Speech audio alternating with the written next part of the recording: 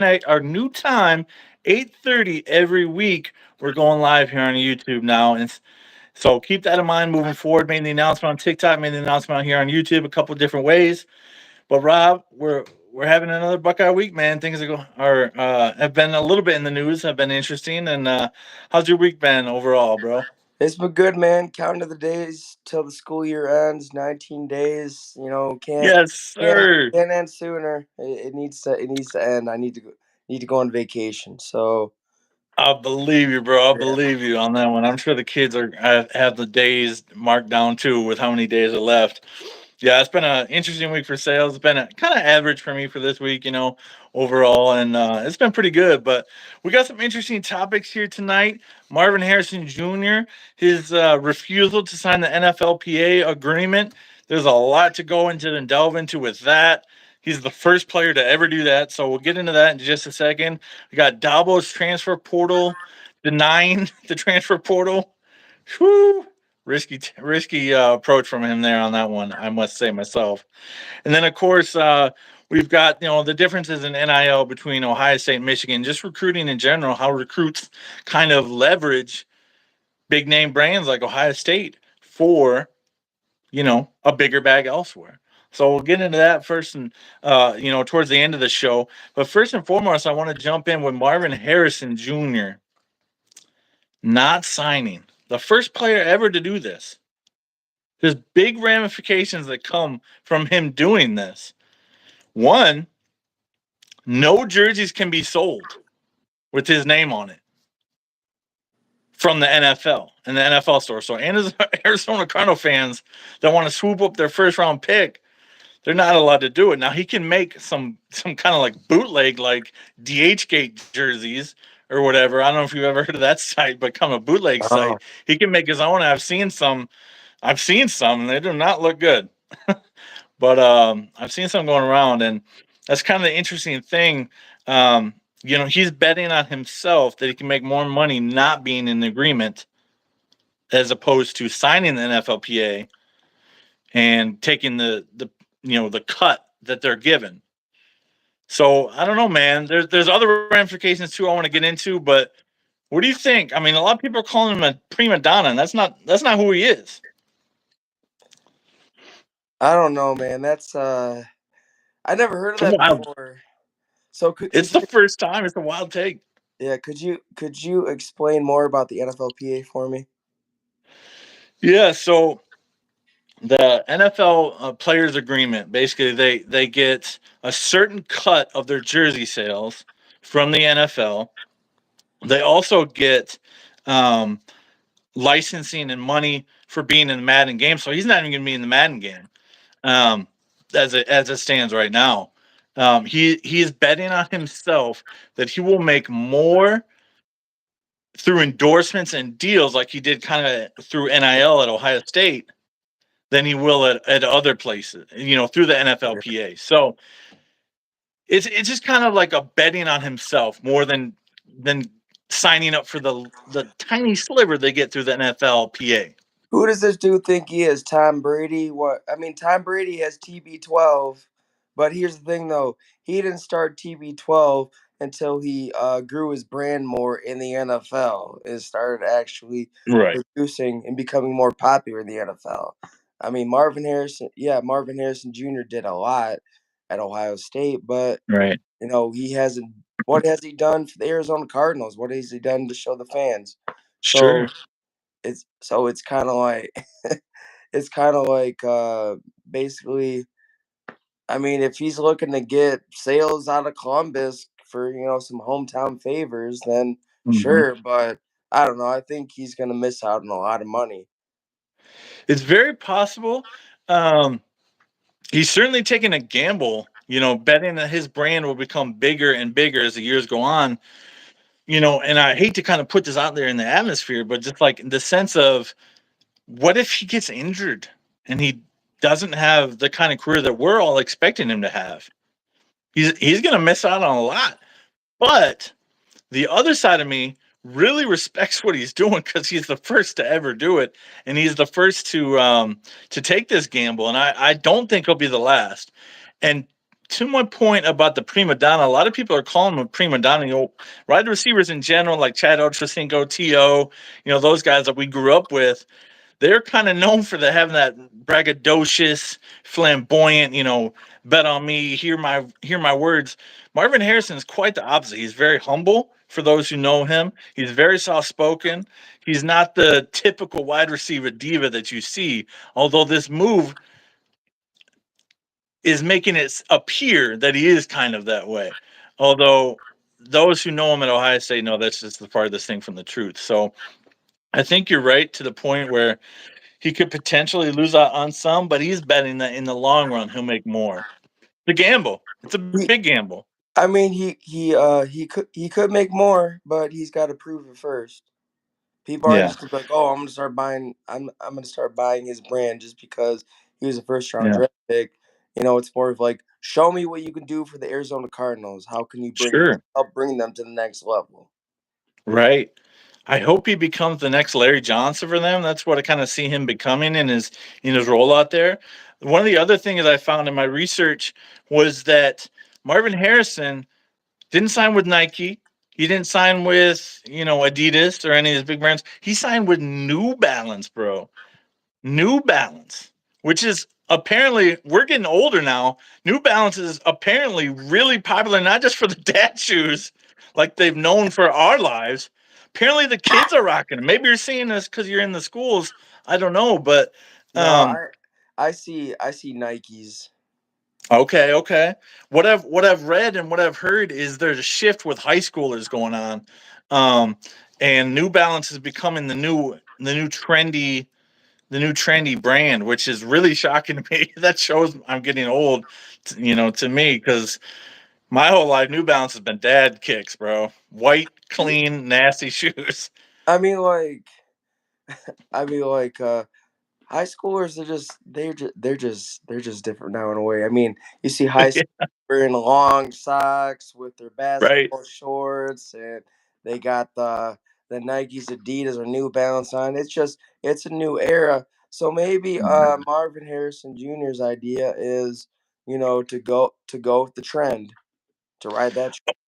Well, I think so, and I mean, he got paid more than Nike would have paid him, um, with his New Balance deal, and so that's phenomenal for him. In regards, he's making some interesting business deals, and I'm sure he got talked to with mentors and his dad, being in his ear about what the best move is, and Here's shoot, I'm 17 years removed from high school, so I don't know what the trends are right now.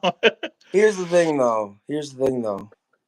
Yeah, When LeBron James got drafted the first round, he got an $80 million deal from Nike. I don't know yeah, anybody who wouldn't want to sign with Nike. I mean, you sign a contract with them, you're pretty much set for life based off one contract. it's a One. fair point. All it Yep. takes is one contract from Nike. Hmm. That seals the deal that, hey, I'm gonna be rich forever. Everybody knows Nike is the big boy on the block in Yeah. athletics. Under Armour's made some moves from time to time. Adidas has made some inroads from time to time. And it seems like New Balance is kind of the new kid on the block, and they're trying to make their mark. Don't know how long they're going to be around, but he says the cleats. Obviously, he says this because he signed with them, but he says the cleats are some of the comfiest he's ever worn. And obviously, with Ohio State, he got comfortable with Nike and what they were wearing in the Buckeye uniform in the scarlet and gray. So it's an interesting move, man. And I think I hope it pays off for him. I mean, I want him to succeed as on the field as well as off the field, and he certainly learned how to make some deals, some NIL deals, because he has some big brands at Ohio State. His most famous nickname, we all know what that is, All right. and yes, sir. And so it's interesting to see him kind of forge a new path in this field as well. And I I I think Nike is the safer bet, and obviously signing the NFLPA is the safer bet.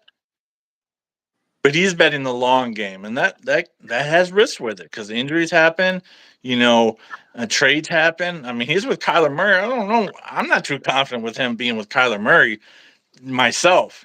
Just in all honesty, I don't have much esteem for Kyle Murray as a quarterback. I heard he doesn't watch a lot of film. He's kind of like not as bad as Johnny Manziel and that whole drama, but I heard he's not so dedicated to the craft, and so that worries me a little bit.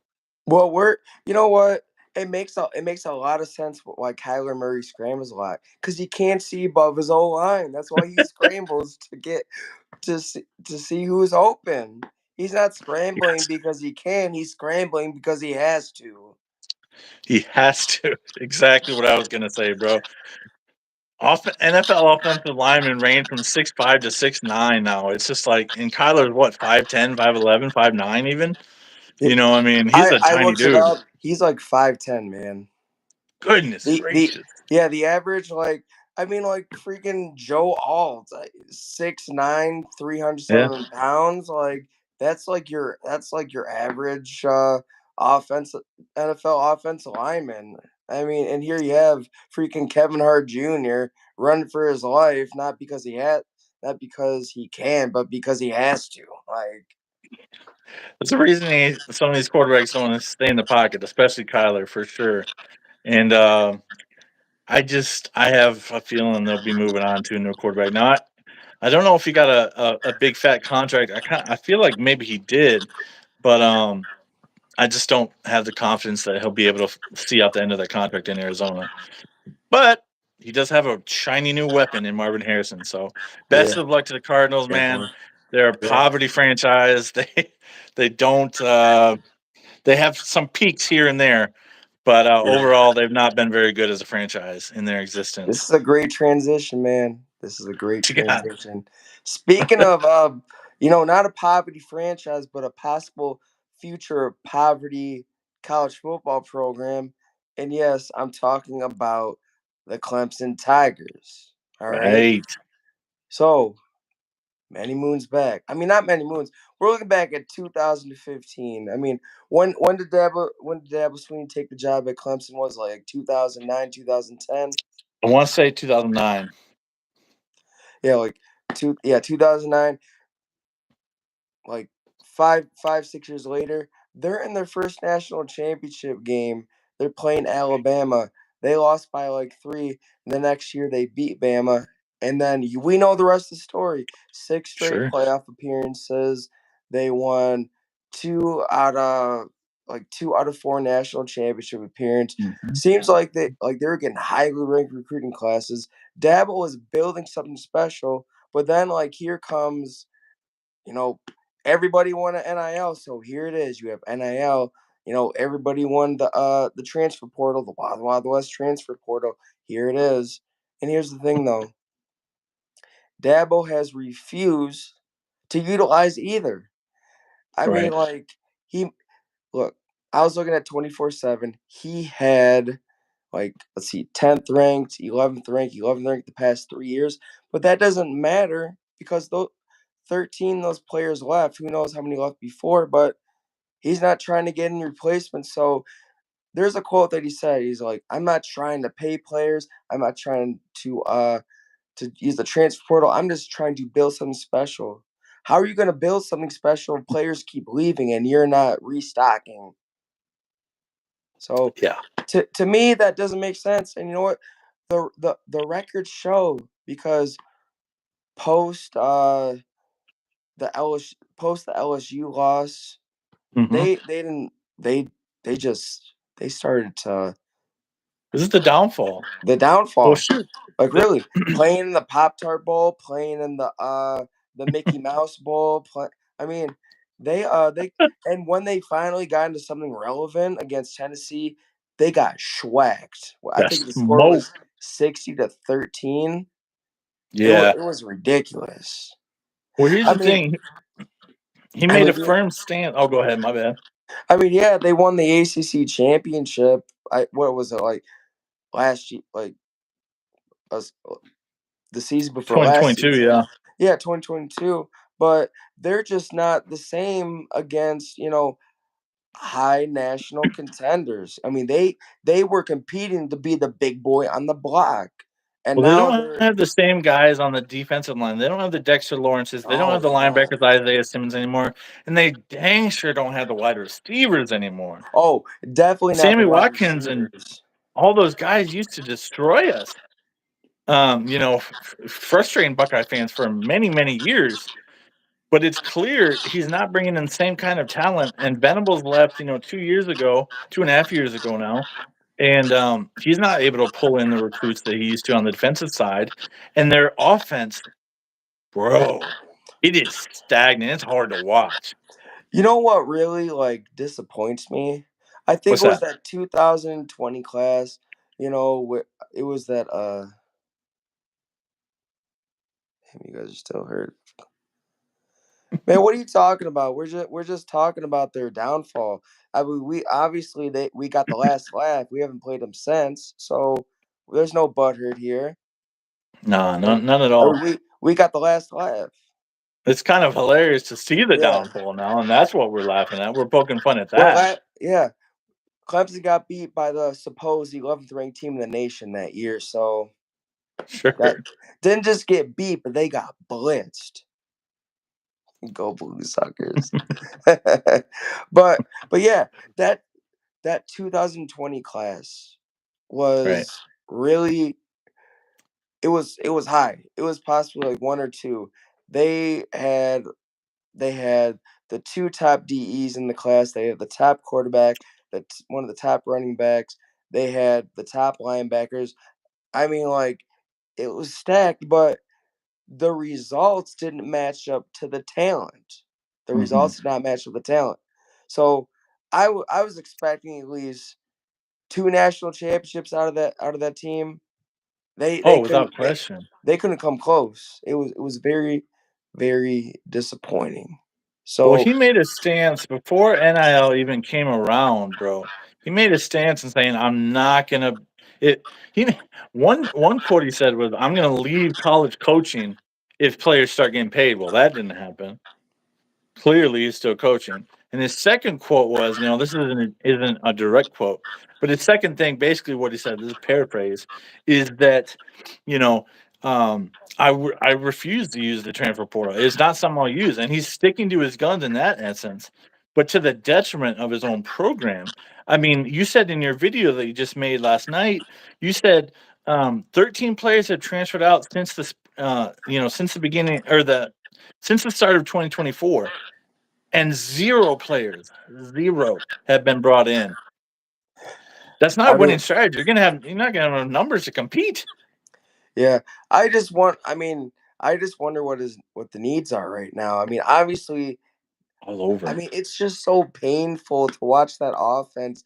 They don't have any wide receivers that stand out for Cade Klubnik. Cade Klubnik No, he's a talented quarterback, but fair. he doesn't have the weapons to get the job done. Will Shipley is I'm pretty sure he got drafted, and so who are they gonna have a running back? I Yeah, mean, exactly, bro. there well, but you know what? We'll see if Garrett Riley is able to dial up some, genius plays and get their offense going, but they just don't have the weapons that they used to have. And it seems like they're pretty good on the defensive side of the ball, but you know, they just don't have I mean, let's be honest. Brent Venables was a genius defensive coordinator. He knew what plays to dial up and when. And Oh man, ever since he left, they just haven't been the same. And here's the thing though, and I've said this before. What if Brent Venables was actually the brains behind Clemson's operation to national success? Dabos rise. What if Dab was just a pretty face? What if he's not who he says he is? Yeah, It just seems like he's making up excuses. It seems like he's being stubborn, and it just seems like his heart's not in it anymore. Because if his heart was in it, he'd be adapting like all the other coaches. I mean, look at Oregon. They didn't go out and ooh, get one ooh, standout quarterback. They got two. They got Dylan Gabriel and they got Dante Moore. And even yeah. like look at Ohio State. They spent $13 million in the offseason in the transfer portal. Yeah, no, it's wild. I mean, you bring up some good points about the defense and assistance being so crucial to success. And we even saw that with Urban when his offensive guru Tom Herman left after the 2014 national title season. Our offense was absolutely atrocious. He fired those guys, went out, got some Kevin Wilson, who resurrected the offense, and then Ryan Day a few years after that. And so hiring assistants is crucial to success. And now sometimes you have to balance the assistant's ability to develop versus their ability to recruit. And that's kind of, Urban's approach was recruit, recruit, recruit. Yeah. You know, he had good developers too, but he said, if you can't recruit, I will never hire you. That was Urban Meyer's quote.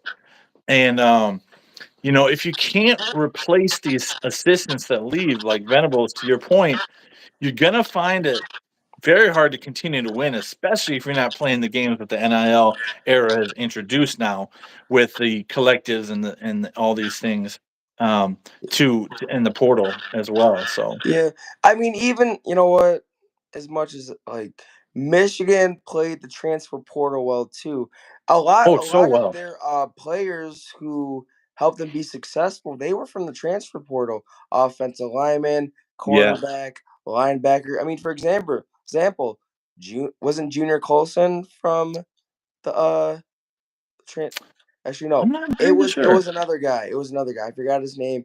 From Nebraska, linebacker from Nebraska. Yeah, I don't know his name, but I know exactly who you're talking about, though. Yeah, they Yeah, they got but a guy from Nebraska. they knew how to use the transporter. They used it to their strengths, and that's what Clemson needs to start doing. They need to start looking at, okay, where do we need to get improvement? Okay, we're not getting this recruiting. Maybe we can go out and get in the transfer portal. But if they don't, I'm telling you right now, expect to see a new head coach in the next 2 or 3 years.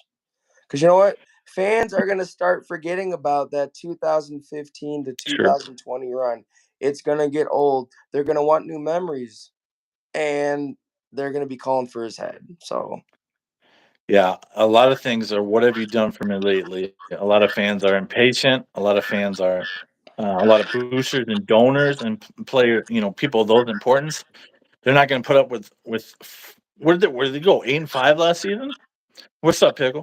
Yeah, they went 8-5 last season, yeah, dude, they and went 8-5. It was just and awful. they're just completely falling off more is what I see. Klubnik, like to your point, like you said, was a good quarterback coming out of high school. But when you have no offensive line and no weapons to throw to, how can you're set up to fail. You're set up to fail. It's just that simple. And his failure to adapt to the changing landscape of college football is really causing a detriment to the program in Clemson, and I don't see them climbing out of it with Dabo at the helm because the recruits aren't good enough, and the assistants now that have vacated the program aren't good enough, um, in recruiting or developing. And so, the thing is, even with Ohio State's elite recruiting classes, top three every year the last 5 years, we still have holes to fill, and I like the approach that we've had where we filled it with a Caleb Downs in the safety position, or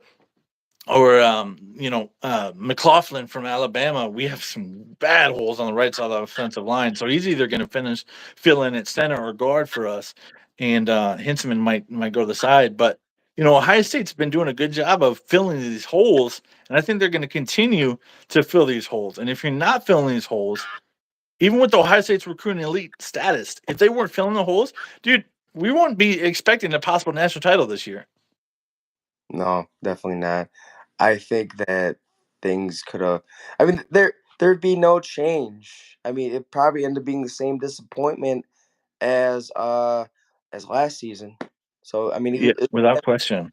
know, but Dabo's not giving his program a fighting chance. Right. I Oh think a lot of coaches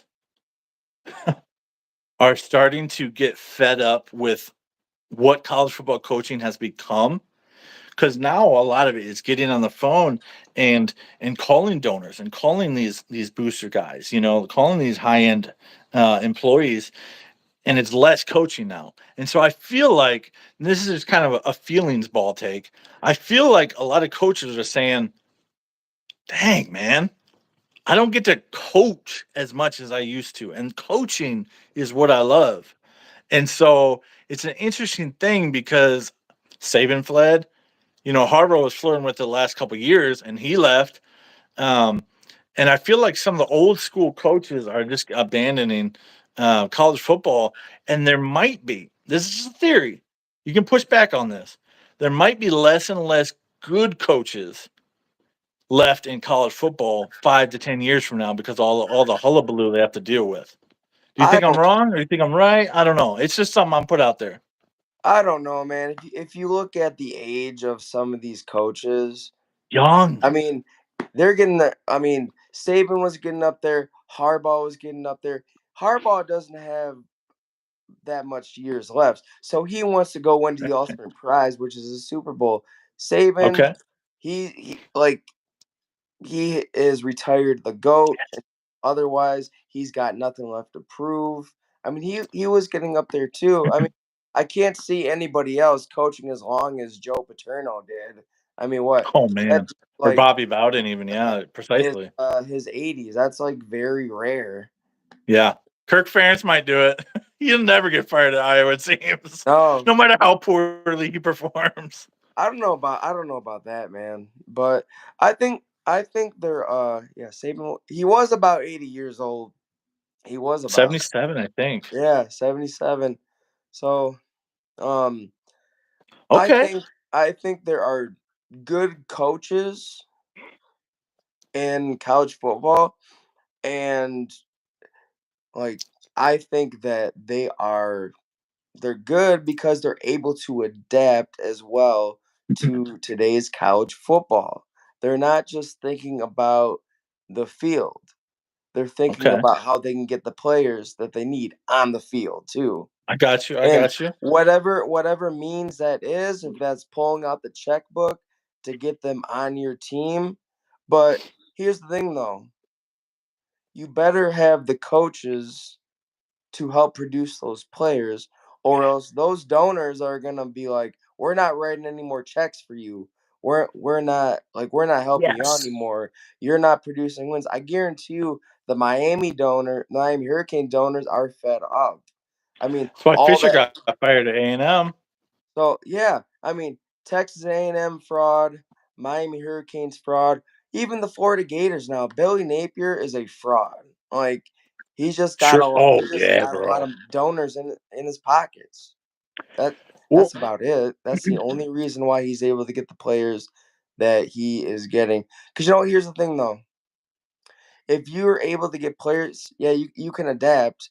If you're able to get players with a checkbook and you can't produce winning, like somebody, the next best team is going to come up with, okay, we're actually going to open up the checkbook this time, but you can also come get produced. Like right. we can fulfill your you to a high quality player, and we can also get you a national championship. So, Right. but hey, Well, you you know made a what? good counterpoint there. You said, a lot of the coaches that I mentioned were older and left. A lot of the good young coaches, they're young. Lanning, Kirby, Day, but Day has that pressure on him for this year. He has that responsibility to go out and produce rings, n- you know. And I read something on 11 Warriors just recently, and it's saying, you know, to your point, if the results and rings and championships don't follow, donors aren't going to give, man. Yeah, And so that immense pressure is on Day this year man, because I they're feel paying for that championship this year. Sarkisian also at Texas also has Texas oil money backing him to help him get players. I mean, do you Yes. think Texas is good? So, how do you think Texas? I mean, I think Steve Sarkisian is a. I think he's a good coach. I didn't expect him to bring Oh, Texas football back and do as well as he did his first 2 years. I mean, they made the playoff his second year at the helm.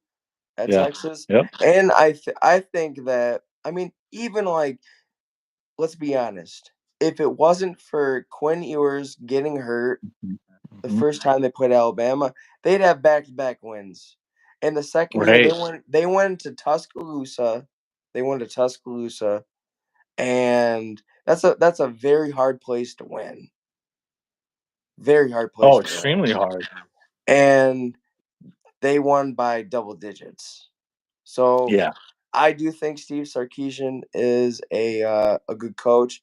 I think he has a chance to, you know, make Texas relevant in the SEC. But yeah, I mean, like, NIL, he's knowing how to play it to his strength Yeah. because he Well, understands the operation. Some players aren't like, development's not good enough. So you know right. what? Not only we can offer you development, but we can offer you the bag. I mean, Archie Manning, Arch Manning, didn't even step in the field. His NIL evaluation was $5 million. Right. But at the same time, he knows what he's going to get with Texas. He Yeah. knows what he's going to get. So, Well, to answer that question also for Pickle, from my yeah, perspective, I didn't see the rise coming this quickly either. I mean, you look at Sark's record, and it wasn't impressive at Washington or at USC. You know, he had the problems with the alcohol that was going on. I did not see this rise coming quickly.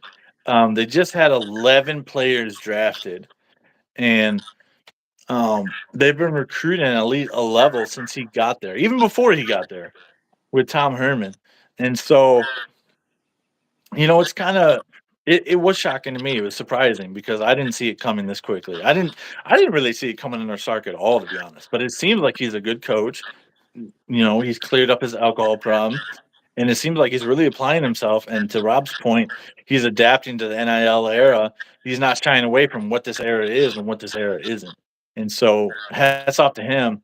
I think I think he's going to be successful there. It'll be interesting to see how they perform this year after losing 11 players to the draft.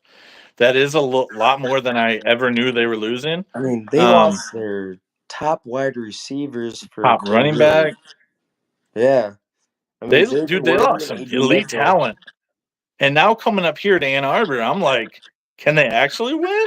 They still got Ewers, but man, that's a lot of experience lost. So I don't know. I'm starting to. That's going to be Yeah. a heavyweight bout here in the big house coming up at the beginning of the year. Um, but I'm starting to question myself.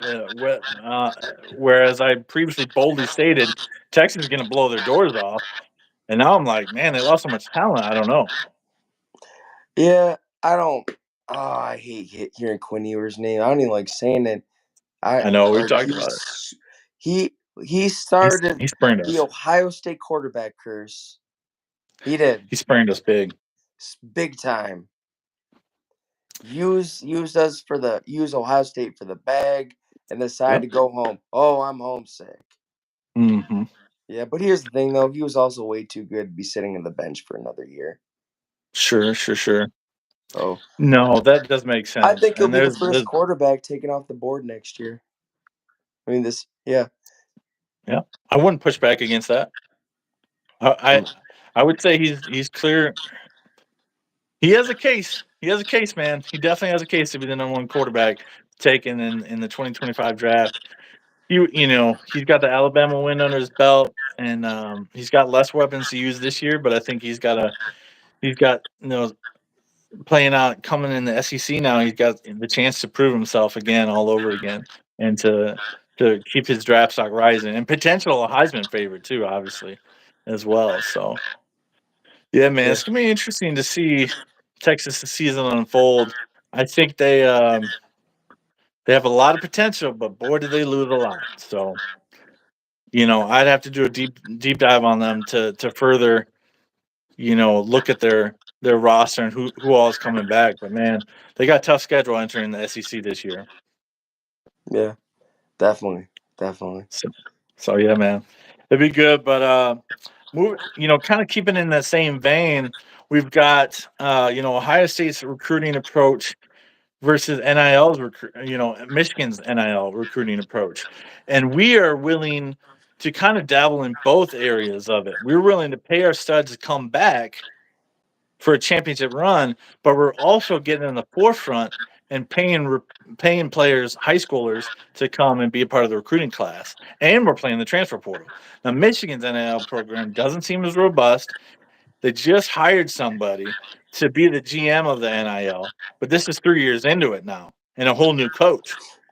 They're behind the times and they're not paying high school players to come in and recruit. What do you think if you were a head coach or an athletic director, what would your approach be to the NIL? Would it be Ohio State's or kind of Michigan's approach? That's a hard one. It is hard. I would. I don't know. It just depends. I'm It's more of nuance, a. right? I'm more of a show me type of person. Like I'm Me not. too. I'm not about to give you millions of dollars just to come in Yeah. and maybe like you don't even start for the team ever, and then you what's up, Rancity? Hey, welcome on in. But I'm just saying, like, I'm more of a show me, but at the same time, like, Right. I don't want to. I would get so frustrated losing out on recruits year in and year out. Right. Right. So I'm more of a show me person, but I wouldn't want to get left behind either. So That I just Well, that's what I said in my video. I'm a prove it to me guy as well. But to your point, man, you're going to miss out on recruits if you're not paying them. It's Mi- just that simple. Michigan just lost out on who was it to Kentucky? What was his name? The running back, Davis or something, Yeah, they lost out on Davis to Kentucky. Like, so a didn't basketball school. didn't they? Yeah, basketball school. Didn't they bring in someone specifically in the offseason to handle NIL? But then you get outbidded by Kentucky Right. out of They've all talked. the schools. Michigan has talked a big game in the NIL offseason, portal, but their actions have proven they're not all in with that approach to get these guys. Yeah, Branson makes a good point. Brian Kelly is a little silly for saying he isn't using NIL. He just signed like the best quarterback in the class for 2025 committed to them. The best running back and the best wide receiver committed to them. How are you about to say you're not using NIL? I guarantee you. I mean, this is the SEC, and I hate to say it, but SEC football means a lot more. Yeah. I guarantee you all of those programs are lining up their checkbooks. Their donors are Oh lining up man, their they're calling checkbooks on other donors because too. I mean, especially LSU, it is such a hostile environment. I heard like the fans are like really brutal. Like football That's is really valid. big in LSU, and you can't tell me that they're not using NIL. Like Yeah, that's seriously. that's just not that's just not possible. But I mean, going back to what we were saying, if you look at several programs that we named who the experiment failed and Mhm. they paid up front, I mean Yep. Texas A&M, Miami Yep. Hurricanes, Florida Yep. Gators, um, Jimbo Fisher couldn't even come close to sniffing the college football playoff. His 2022 class was the best of all time, and those players transferred. They didn't. I don't think they won more than 8, 9 games a season, and Right. just like they may have paid, but that doesn't mean you're going to build a winning culture.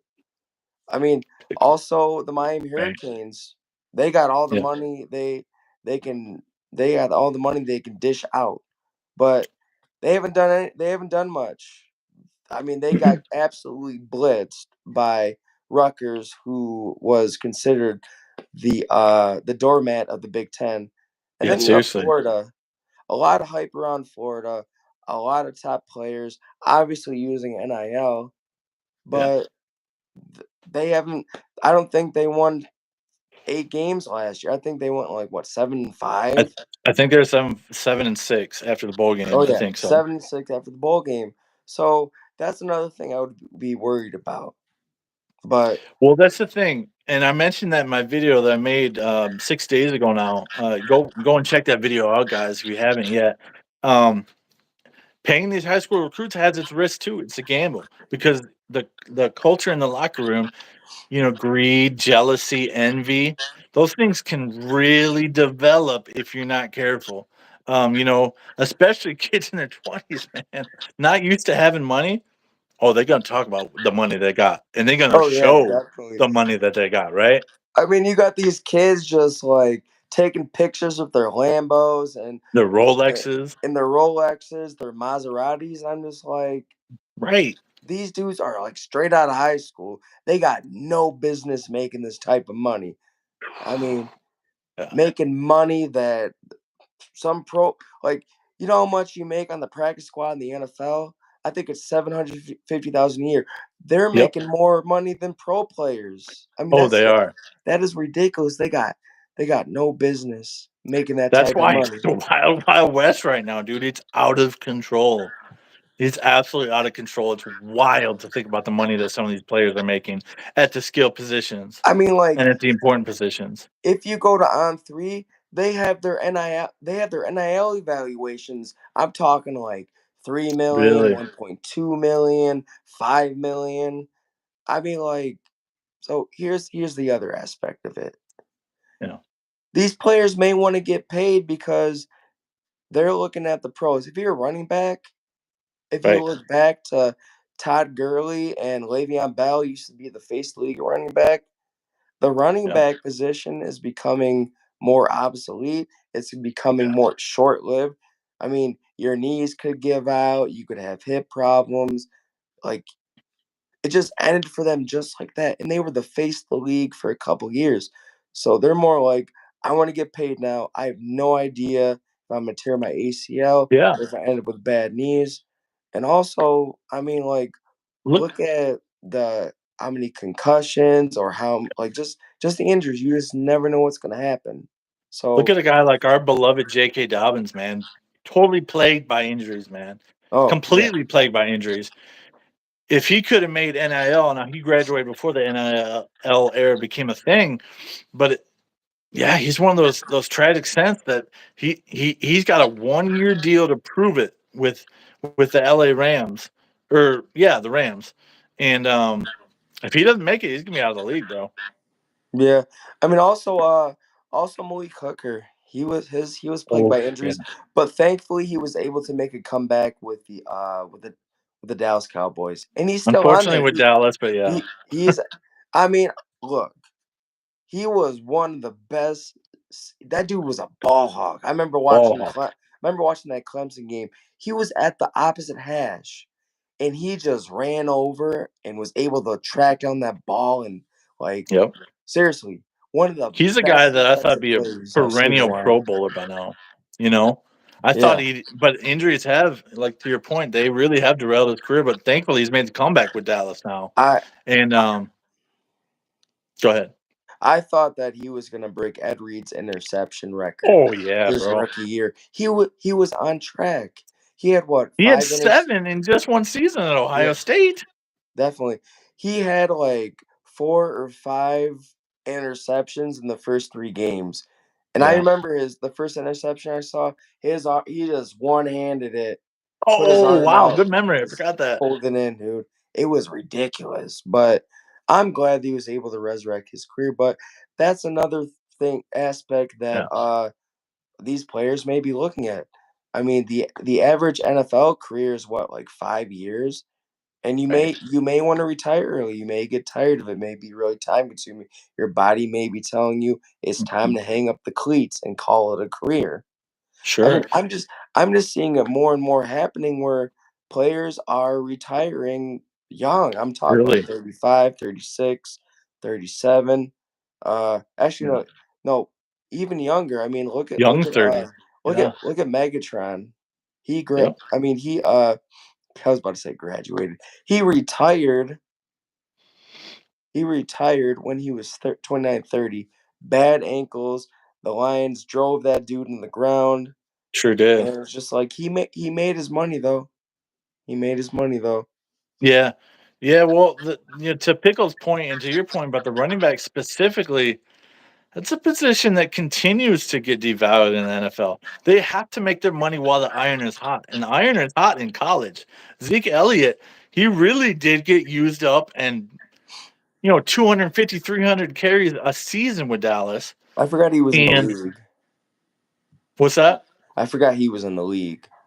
Yeah, he signed with Dallas again. Yeah, and for one more year, they're bringing back basically his retirement year. He actually had 1,000 yards with New England last year. Um, they were a trash team, but surprisingly, he still did well for them.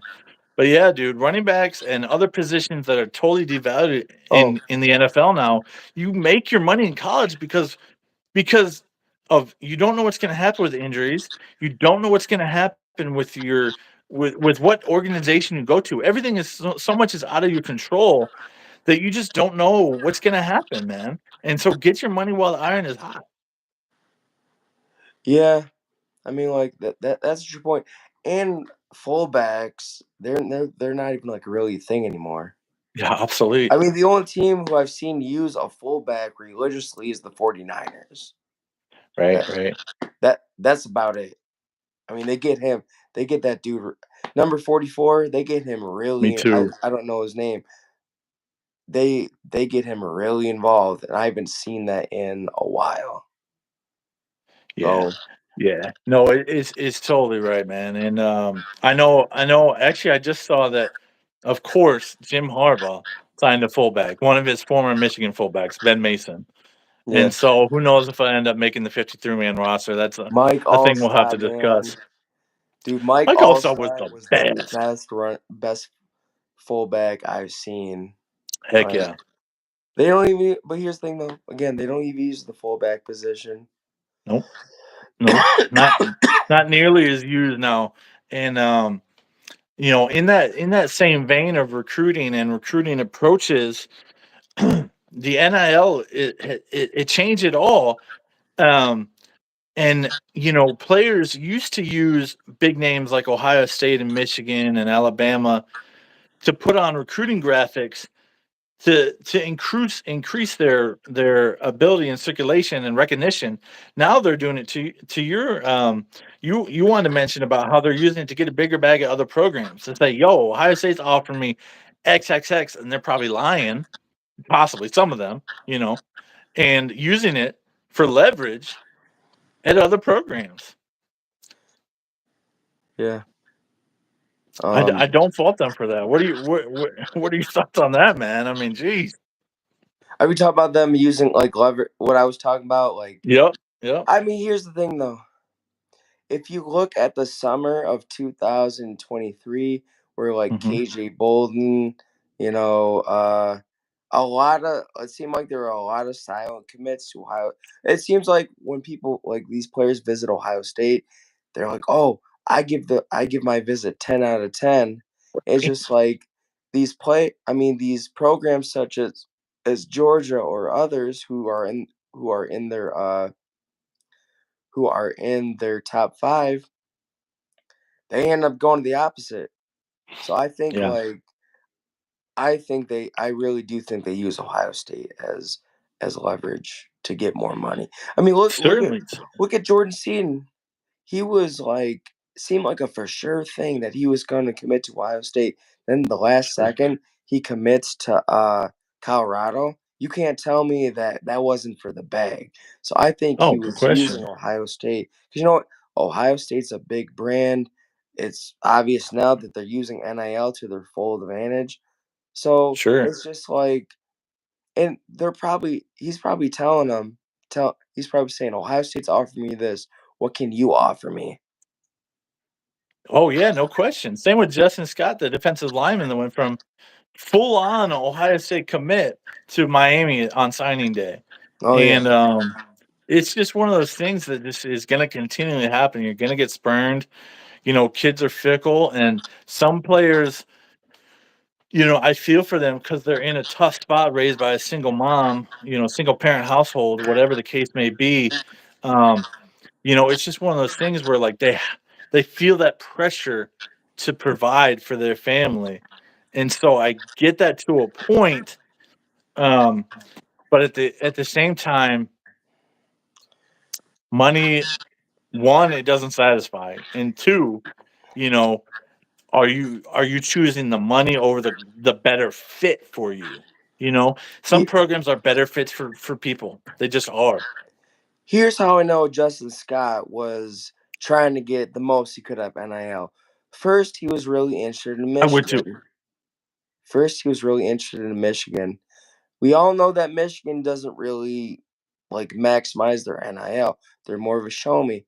And then you have Ohio State going in, and he commits to Ohio State. Then all of a sudden Miami just takes him away. We all know how Miami loves to spend. They spend their money like it's water. Yeah, bro. Like they're tearing toilet paper off the roll and just handing it out like it's And nothing. nobody can fact check them because they're private universities, so their records aren't public and stuff like that. You know, so I um, mean, didn't they have like a booster or a donor who was under FBI investigation? oh yeah, the whole 30 for 30 for sure. Yeah. I mean, it's ridiculous the type of NIL that Miami is able to use. I mean, they've taken a lot of they've taken some players over the years from Ohio State. Yeah, for sure. I And mean, to Rancidia's point, I can't blame them either. If you're in that tough spot, you have to strike while the iron's hot, and you love your mom or your dad or whoever's provided you for the first 18 years of their life, and so you want to give back to them. You want to thank them and be grateful and strike while it's hot. Um, and there's no guarantee of making it to the NFL because only 1% of college football players make the NFL, but which is wild to think here's about. the thing though. Going back to Arch Manning, he hasn't stepped on the field once. And he's richer Yeah, than most starting quarterbacks. making like $5 million a year. Yeah. Now he definitely came from a family of means, so he certainly didn't have any need for providing, that's for sure. But Cooper Man is doing pretty well for himself as his father. But yeah, man, regulation needs to come soon. I hope and pray it comes soon because it is out of control, man. And I just see, to your point, it's wild to think that a backup quarterback's making more than the majority of D1 starting quarterbacks. Manning is a great name to have. I mean, it's just yeah, just like the political world is Bush, Trumps, the Bushes, the Trumps, the Kennedys, Obamas, the maybe not the Kennedys Bidens. now. I mean, those are the four. I mean, I guess the big names in football are Manning and Harrison right now. Oh, for sure, man. Yeah, legacy, bro. Legacy recruits Yeah. are awesome to have, and I can't wait till Joey and Nick Bosa produce sons too that come to Ohio State 20 years from now, man. Hopefully, fingers crossed. But yeah, it's wild to think about what's going on, what's transpiring. Yes, Sanders, right? Shador has all sorts of NIL deals. It's out of control what he's getting, bro. And he's a talented athlete, but boy, is he playing in front of a porous offensive line. Man, I thought it was just so funny. I thought it was so funny when Dan Lanning roasted Oh yeah, Oregon. I mean, roasted Oregon. Yeah, he's gonna roast his own team. Roasted Colorado before the game. He's like, they're just a bunch of players with their Rolexes. They don't have a winning culture. They're not tough. And then they go out and they beat them. And they beat them right. like 30 to, what was it? I think it was 30 to 49 nothing zip, by I think. halftime. Yeah. Oh, okay, yep. Shador is even good, biggest flop. Yeah. I mean, like Prime is talking him up, saying he's going to be the first quarterback gone. But you know what? That's just I'm sorry, that's That's just not going to wild. happen.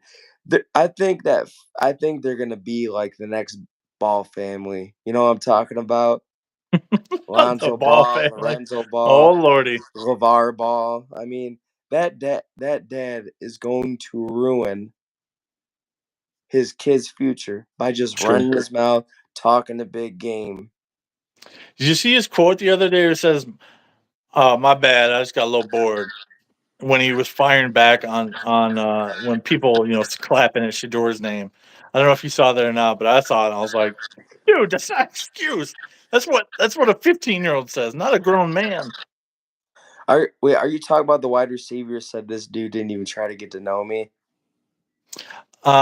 It was related to that, yeah. It was related to that. And then people are going after Shador because of that. I mean, And then that's pickle. what he said. Yeah, pickled little boys. There's actually a series on Amazon. Yeah. Oh yeah. There's a series on Amazon about Coach Prime in Colorado. There's just there's too many distractions. They don't have a winning culture. They're not tough. I mean, the only player who's just a complete baller is Travis Hunter, and I'm just surprised he's still Yeah. there. He's the only reason he's there. He probably knows that Prime is gonna make sure he's paid and make sure he ends up high pick in the league. Other than that, like he could do that elsewhere and win.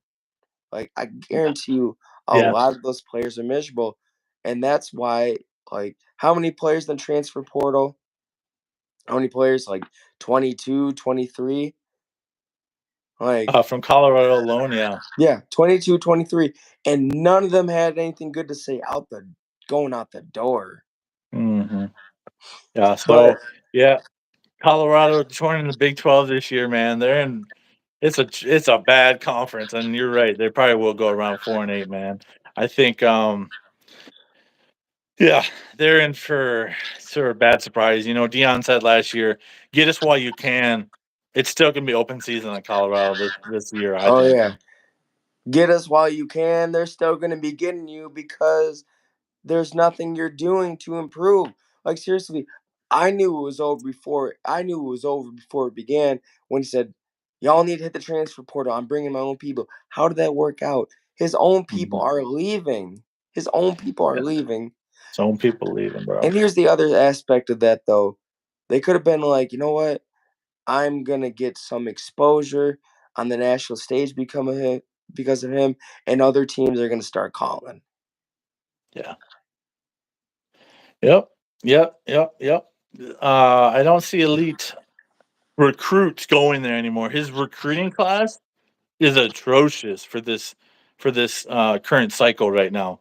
He Was it can like get players 40? to the portal and sell them the dream, but his recruiting class is in the 50s somewhere right now. Um, so Pickle said Dion is dealing with kids. He can't be brutally honest like he's doing. These kids have short tempers. He needs to learn how to coach kids, not adults. Well, one of the big aspects of being a football coach is turning these kids into men, and I don't think Dion has any care whatsoever in the world about doing that. The mentorship aspect of it. Um, he is playing for those clicks, and these sound bites prove it over and over again. I don't know. Prime's just Coach Prime's Colorado is just hype, and hype is just noise. Doesn't mean anything.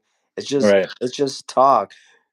You know how much hype there was going into the season? I've never seen anything like it before. I'm not gonna lie. After seeing the beat TCU, just because TCU was a playoff team, but Hmm. as time went on, TCU just wasn't the team they were the year before.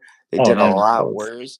And then I mean, after I saw Colorado almost lose to Colorado State, I'm like, this team is in a lot of trouble when they start Oh, going up against the big dogs at the conference.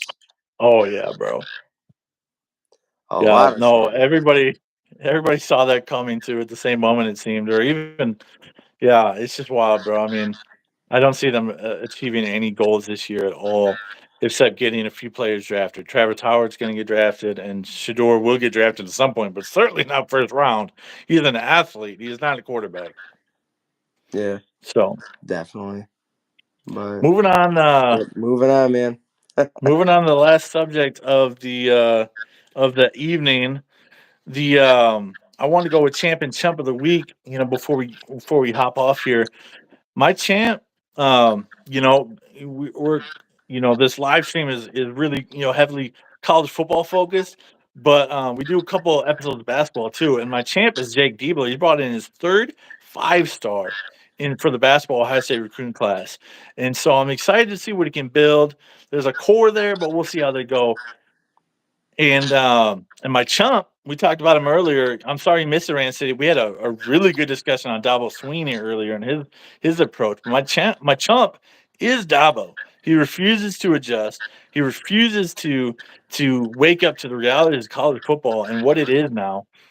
And there's no coming back from that. We think Rob projected he'll be gone within 2 to 3 years. So that's champ and chump for this week, man. I don't see Dabo succeeding or don't see Dion succeeding, in this landscape of college football. Yeah. My champions of the week, all those Colorado players who transferred, they got the exposure they needed.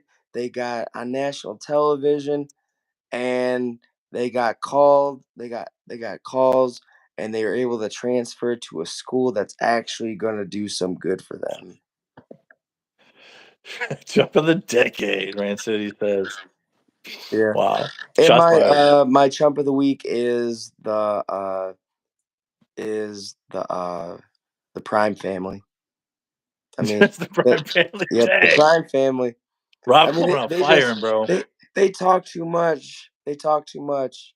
I think it was the movie American Gangster with Denzel Washington. He always said in that movie, he said the loudest person in the room is the weakest, and I Ooh, think yeah. that it's just a bunch of weakness over there. Nothing's gonna come out of it. I don't even think that Deion Sanders is going to last much longer. It was a Sure, great sure, sure. it was a great experience. He got exposure. He made his money, and you know what? It's time to ride off into the sunset and get on the beach in Florida and retire. Well, a lot of times with the loudest person in the room, to your point, you see a lot of insecurity coming through. And I feel like there's a lot of projection of insecurity out of Dion and out of Shador and the ilk that are there.